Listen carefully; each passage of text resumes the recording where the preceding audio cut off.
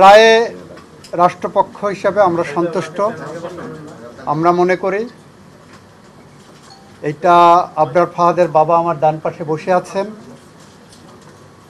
উনি ন্যায় বিচার পেয়েছেন, গোটা জাতি ন্যায় বিচার পেয়েছে এবং এই ধরনের রায়ের মধ্য দিয়ে একটি রাষ্ট্র এবং সমাজ ব্যবস্থায় ডিসিপ্লিন আনার জন্য, ন্যায় বিচার নিশ্চিত করার জন্য যে ধারণা, বিচার বিভাগের যে ধারণা, সেই ধারণাটা প্রতিষ্ঠিত হয়েছে আবারও।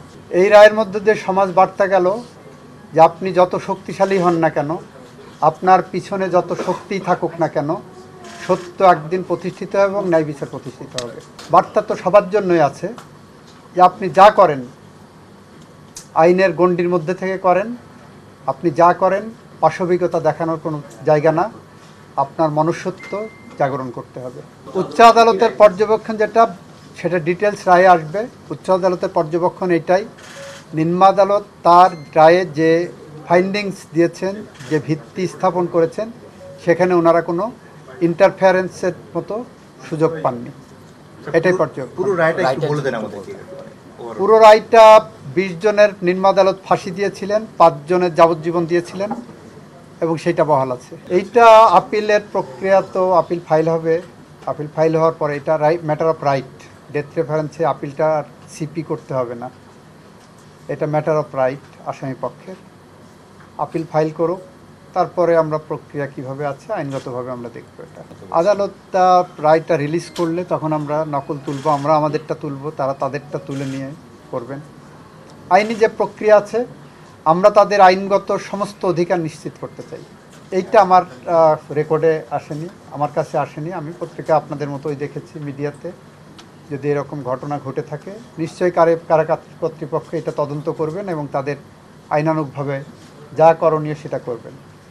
আর উনি যেদিন ধরা পড়বেন সেদিন থেকেই ওনার সমস্ত অধিকার যেটা আছে সেইটা দিয়েই আমরা আইনিভাবে পদক্ষেপ নেব। আমরা এই বিষয়ে এখন পর্যন্ত কোনো পাইনি, এটা নিয়ে কোনো কথা মন্তব্য এখন করবো না, যেহেতু হাইকোর্টের রায় এখন আমাদের সামনে আসেনি। একটা হলো যে মাও সেতুংয়ের মতো যদি বলতে হয়, কোনো মৃত্যু থাই পাহাড়ের মতো ভারী, কোনো মৃত্যু পাখির পালকের মতো হালকা। আবরার ফাহাদের মৃত্যু আমাদের জাতীয় জীবনে থাই পাহাড়ের মতো ভারী হয়ে আছে। আবরার ফাহাদের মৃত্যু গোটা জাতির মূল্যবোধের শিকড়ে নাড়া দিয়েছে। আবরার ফাহাদের মৃত্যু এক্সপোজ করেছে যে রাজনৈতিক ফ্যাসিজম কিভাবে দিনে দিনে বাড়তে পারে। একই সাথে আবরার ফাহাদের মৃত্যু আমাদেরকে প্রতিষ্ঠা করে দিয়ে গেছে যে ফ্যাসিজম যত শক্তিশালী হোক, মানুষের মনুষ্যত্ববোধ কখনো কখনো জেগে উঠলে সমস্ত ফ্যাসিজমকে দুমড়ে মুচড়ে ভেঙে দিতে পারে।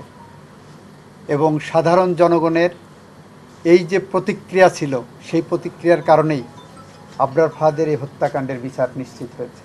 আপনারাই বলবেন, আমি তো মনে করি আবরার ফাহাদের মৃত্যুর যে প্রতিক্রিয়া, সেই ঘটনার পরে শিক্ষা প্রতিষ্ঠানে এই বিভৎস চিত্র আর আমরা খুব বেশি দেখি নাই।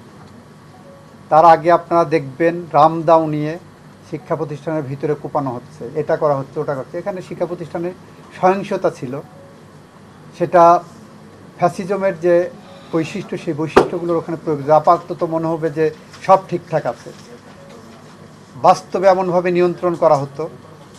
আবরার ফাহাদের মৃত্যু সেই জায়গাটাকে একটা পজ দিয়ে গেছে।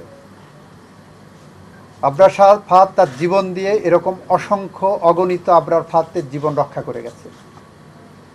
আবরার ফাহাদের মৃত্যুর মধ্য দিয়ে বাংলাদেশের ছাত্র সমাজ, মেধাবী ছাত্র একটা নতুন জীবন পেয়েছে। উচ্চ আদালতে যে রায় দিয়েছে এটা আমরা আপাতত সন্তুষ্ট। আমরা চাই যাতে অতি দ্রুত বিভিন্ন ধাপে আপিল বিভাগ সহ যেভাবে যে প্রসেস আছে এগুলি যাতে অতিলম্বে কার্যকর করা হয়। আর যে বার্তাটা শিক্ষা প্রতিষ্ঠানকে দেওয়া হয়েছে, আসলে তো এগুলি সবারই, ছাত্ররা এটা মেনে চলা উচিত। কারণ বাবা মা খুব কষ্ট করে কিন্তু ছেলেপেলেকে শিক্ষা প্রতিষ্ঠানে পাঠায়, কিন্তু এখানে তো বাবা মার কোনো দোষ নাই, কিন্তু তাকে তো লেখাপড়া করার জন্য পাঠানো হয়। কিন্তু সেই ছেলেরা এসে যদি লিখা মানে ফেসিং ঈদের লিখা বিভিন্ন ঈদের প্রলোভনে পড়ে যদি নষ্ট হয়ে যায়, তখন তো বাবা মা কষ্ট পেয়ে থাকে। হ্যাঁ, এই জন্য আমার ছাত্রদের কাছে আবেদন থাকবে তারা যেন এই সমস্ত খারাপ রাজনীতিতে যেন জড়িত না হয়।